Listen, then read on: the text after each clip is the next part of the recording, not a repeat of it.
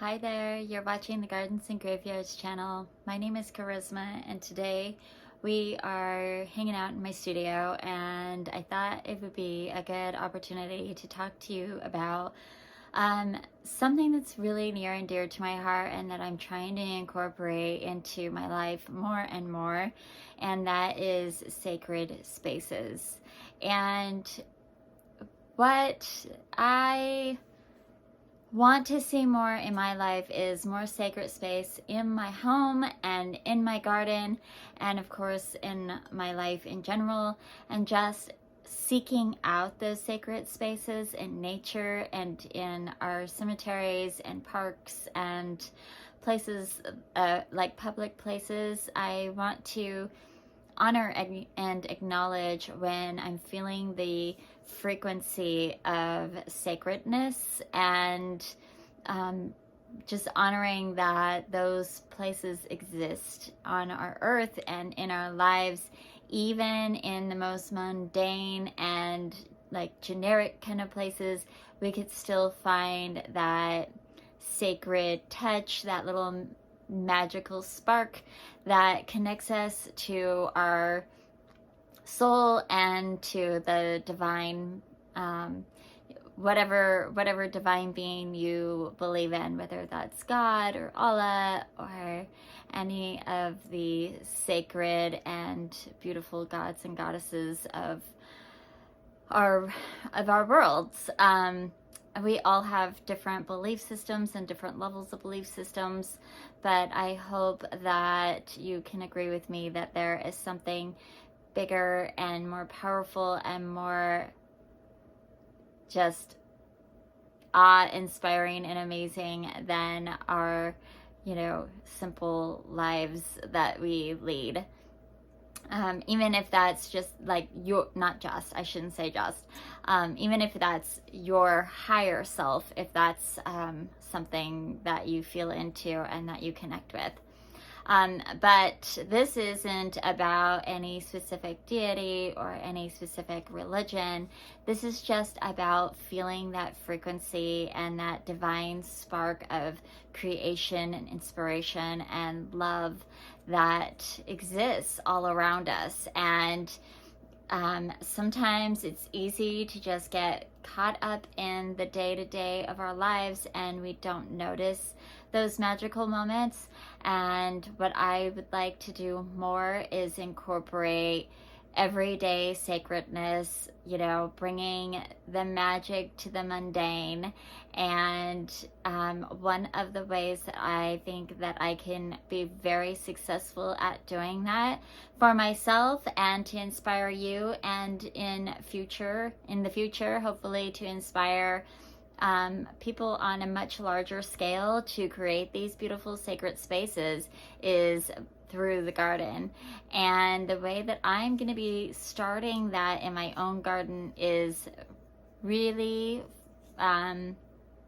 paying close attention to the rooms of my garden and how they feel and how they speak to me and how they speak to the world and the way they want to express themselves, because I think that every plant and tree and shrub has their own special expression, and when you really let it shine, man, it seriously shines.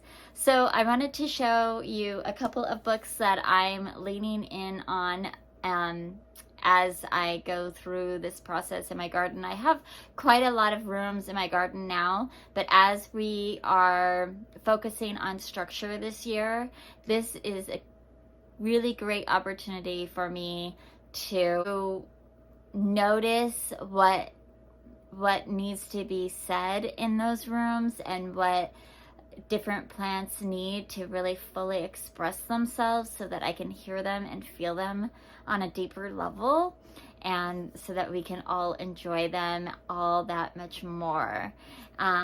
So one of the books that I really enjoy looking at is this Taylor's Master Guide to Landscaping. And really, it says everything a homeowner needs to know about designing, maintaining, and renovating a home landscape. And To me, there's a great literature, but the pictures, it's like every picture in this book is just like something really beautiful and magical about them. And it just is a spark of inspiration that I really enjoy looking at and leaning into. Look at that. Oh my gosh. What an impact, and how powerful and beautiful with just a couple of plants. And of course we've got hosta gardens, gorgeous, just so many really fantastic inspirational photographs and literature. Another book that I really love is this Open Spaces, Sacred Places. And these are all individuals who, it's a collaboration. It's by Tom Stoner and Carolyn Rapp, but they have interviewed all these beautiful landscape designers and people who are maintaining public gardens in different ways. And I wanted to share this quote by Jeff Lindstrom. He's a landscape designer and gardener. He says, "So much having to let go.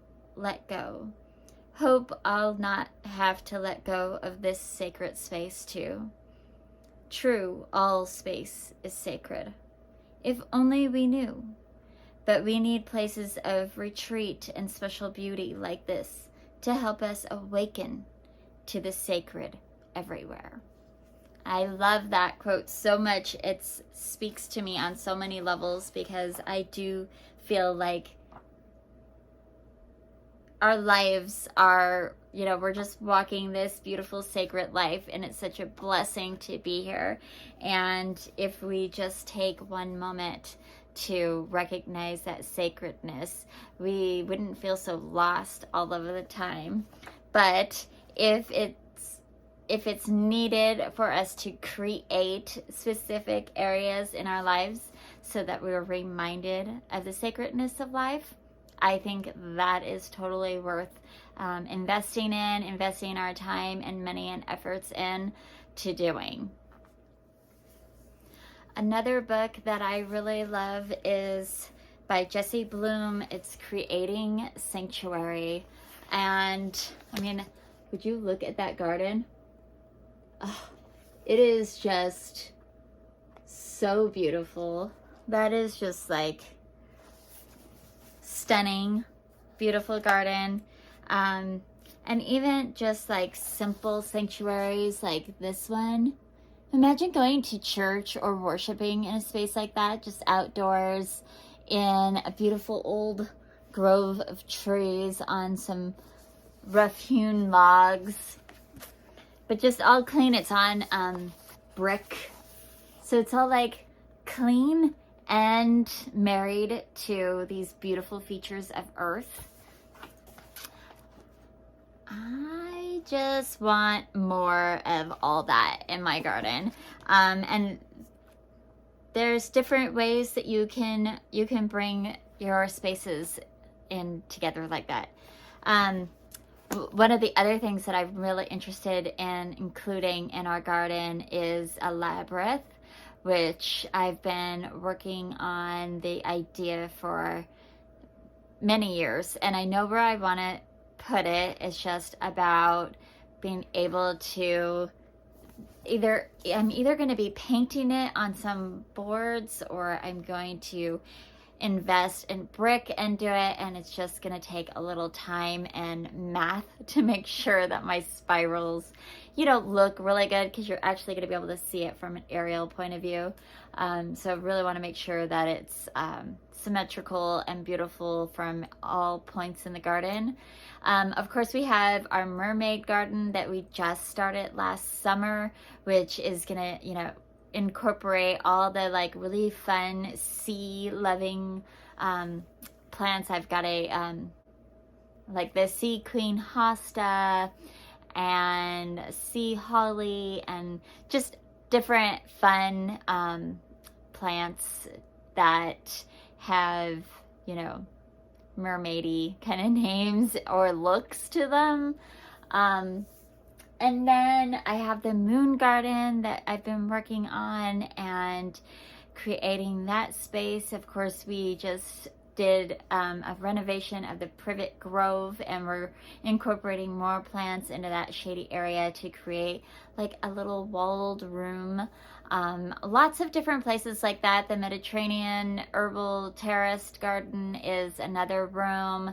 We're going to be planting around a greenhouse. Our middle, let's see, our backyard has like 2 or 3 kind of specific gardens that lend to rooms. Then we're going to be incorporating more like benches and chairs and creating more of that like homey effect all throughout the garden. So that's going to be really fun addition to the gardens that we are working on here on the property.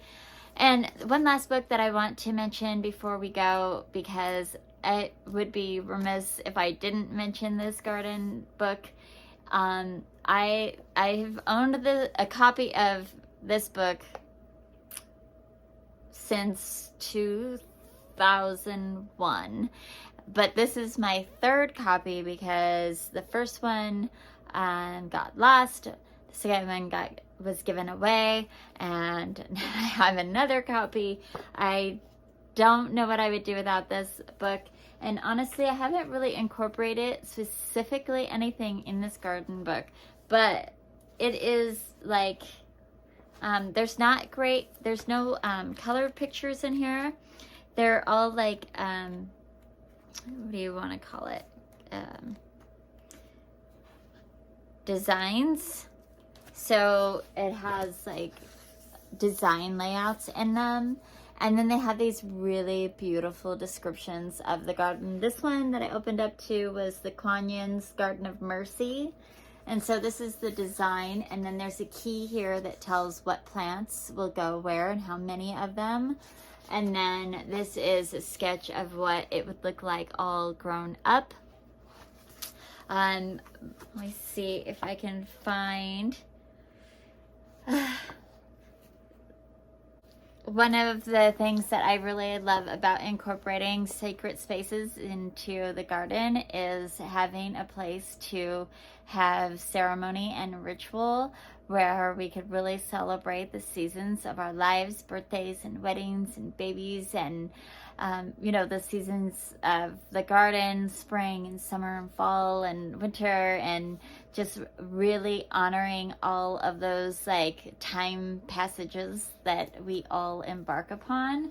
And this talks about ritual and ceremony in the garden. I thought it might be fun to just share with you a little bit of what this Magical Gardens book says. This book is by Patricia Monacan. I will link all of these below so that you can check them out for yourself. But since we're on the edge of spring, I thought it would be fun to share what this book says about spring. Spring, consecrating the garden.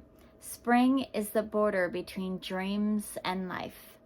Full of risk and potential, spring is not always pretty, comfortable, or easy. It is a season of mud and storms, weeds and litter, as much as it is a time of new growth and delicate blossoms. Most importantly, spring grants the gardener another chance to engage the creative mind with the realities of matter. Each spring, the gardener meets the garden afresh.